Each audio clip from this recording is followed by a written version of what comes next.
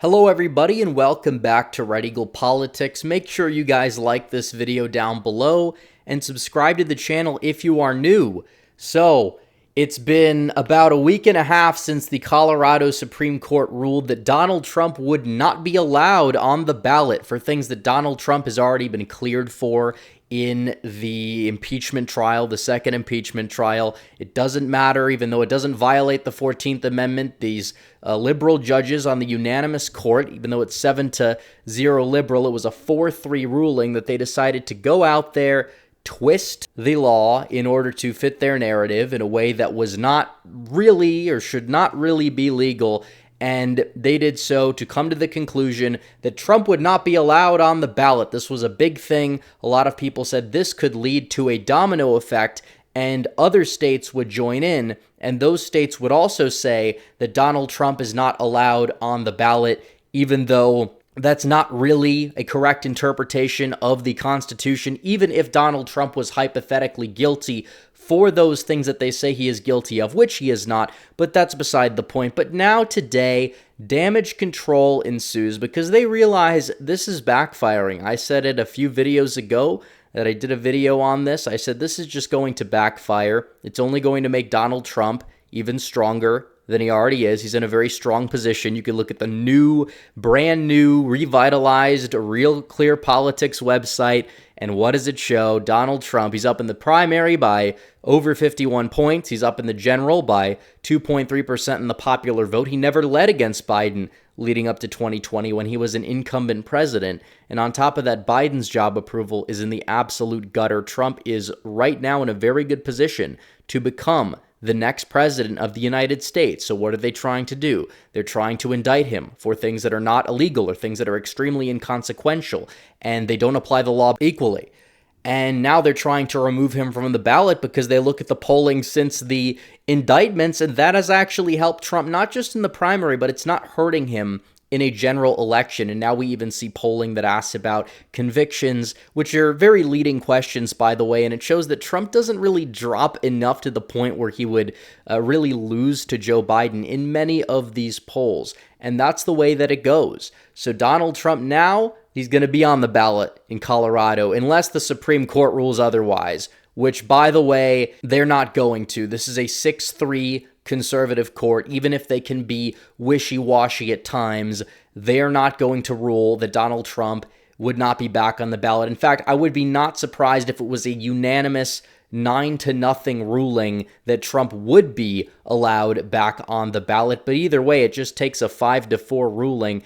And that's what this really comes down to. They put a hold on this, and the Colorado Secretary of State is saying that Trump will be on the ballot unless you have the case go to the Supreme Court, which it's going to the Supreme Court. But now they want a quick ruling because they realize that all of this press that really resulted from this did not work out in their favor. They embarrassed themselves. Colorado is known in recent decades for embarrassing themselves. They used to be, a beautiful state. People would go on vacation. I mean, people still do, but it wasn't exactly this liberal cesspool that has, lower taxes and a lower cost of living than California for now.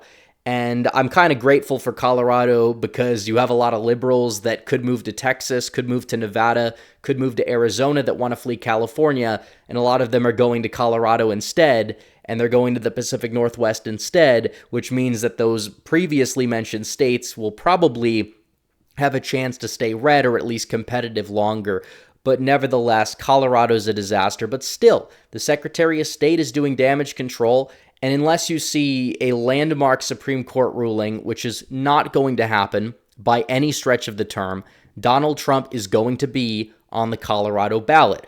Even if the Supreme Court does not rule on the case, it seems as if that is going to be the case because the case has been appealed to the Supreme Court. So it's a little bit of a clarification that kind of got lost in the initial news dump, but nevertheless, it is an important clarification nonetheless. And this just speaks volumes about democracy. Yeah, we're talking about how Trump is the evil threat to democracy. That's why they want to kick him off the ballot. It's the most ironic thing in the world, but that's what this so-called democracy leads to. It leads to, you have one party, you have the corporate media, You have their goons ganging up on those who are a threat to just the system when the system goes rogue, and that's what Donald Trump represents, and that's why they want to bring him down. That's why they're indicting him, but still, it's going to backfire. And it has backfired. They can't beat him. He's only stronger in the Republican field. He's only stronger against Biden. It's blowing up in their faces. And now the Michigan Supreme Court, another state that, the statewide level, it's lean left. Trump can win Michigan, but still the Republican Party of Michigan is extremely incompetent. They're going to hold him back. That doesn't mean he can't win despite that fact. But nevertheless, they have decided that Trump is going to stay on the ballot. They're not going to remove Trump from the ballot. So for anybody that said this is going to lead to some domino effect, no, I think states are taking note that this is not something that is going to really hurt Trump, and this is something that's not realistic, so they are allowing him to stay on the ballot. And I think it is a good thing that Trump's on the ballot in Colorado. No, I don't believe he's going to go out there and win Colorado. It would take a massive shift. It would take probably a massive third-party vote for him to go out there and do so. For the state to even be competitive, it's going to take a large third-party vote share. But nevertheless, what it does is it allows down-ballot races, which may be in competitive seats that Donald Trump would win if he's on the ballot. It allows those seats to be more likely to stay in Republican hands. The Lauren Boebert seat was one of them. Trump was not on the ballot in 2022, and Boebert won by the skin of her teeth. Now, if Trump's on the ballot, it's very likely that she would win despite the recent shenanigans that she's been getting into, even though she has announced that she's moving to a different district, and that seat still is probably going to stay in Republican hands. I don't know if Boebert's going to win the primary. I don't know if I would even support her if there's a better option there in the 4th district, which is Ken Buck's seat. He's retiring, who's taken more of a rhino turn recently.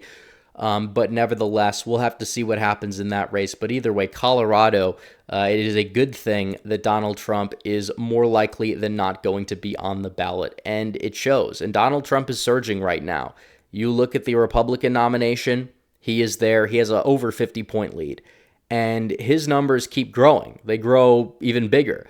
And there have not really been any national polls that have been conducted over Christmas since the Colorado incident. I would not be surprised if when you see more polls in the next couple of weeks, if Trump surges even further. I mean, the DeSantis campaign is all but throwing in the towel. I mean, I see less of them talking about winning Iowa. They're slowly giving up on the delusion, even though some of them will still say DeSantis is going to win Iowa. The polls are still off by 50 points. You see it less and less, and even if you still see it, a lot of the same people are saying Trump is going to be a problem. People are fear-mongering about him picking Nikki Haley for VP, which I highly doubt would happen.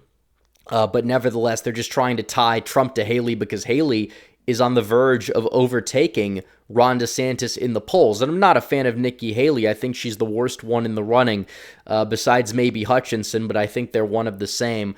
But nevertheless, you look at it, and it's like, yeah, Haley, she's not really going anywhere because she has a ceiling. She's winning some of the DeSantis primary voters who are not the biggest fans of Trump, many of which will come home at the end of the day and vote for Trump regardless in the general election. And you're looking at this, though, DeSantis in many polls, 1, 2, 3 national polls, he's polling in single digits. I mean, that's embarrassing. Nikki Haley may overtake him. She's not going to win New Hampshire, but if you look at the primary polls in New Hampshire, she's surged a little bit, and DeSantis is at risk of falling into 4th or possibly even 5th place there, but Trump is, clearing the board in South Carolina. He's expanding his lead in Iowa. The primaries are pretty much over. We know that. But still, this adds fuel to the fire. The more decisive his victory is in the primary, the better, because then you unite the party earlier. Then you go out there, and then you go to the general election with the entire party behind you. Then you go out there and you face Joe Biden, who has been, on many fronts, the worst president of our lifetimes. I think he's even worse than Jimmy Carter was. A lot of people say Carter was the worst president. No, I mean, he was a one-termer, that's true, but I think Biden may be doing even worse. And even though you point to some of these, this economic metric looks a little bit better, even though it's still way down from what it was in 2020 or even 2021, it's like the people don't see it. The people are not happy with the current economy. People can't afford things anymore. If the inflation's slowing down, it's still a lot higher than it was at the initial start of Biden's presidency. You're not seeing any deflation per se. And it's not really helping Biden, the foreign policy disaster, the border disaster on all fronts. They know they can't win. They know it's too late to replace Biden effectively. So what are they doing? They're trying to take Trump off the ballot. But can they do that? Can they actually make it happen? No. And if they try, and they have tried, it's only going to lead to Donald Trump be even stronger than he was initially. It's going to backfire in the Democrats' faces, and it already has, so much so to the point where they are doing damage control for this. They're trying to get this story out of the media as fast as possible because it is nothing short of an absolute embarrassment. So anyways, guys, thanks for watching this video. Like this video down below, comment down below, subscribe to the channel, hit the bell for notifications so you never miss another video. Follow me on social media. The links are all in the description down below, and I will see you guys in the next one. Red Eagle, out.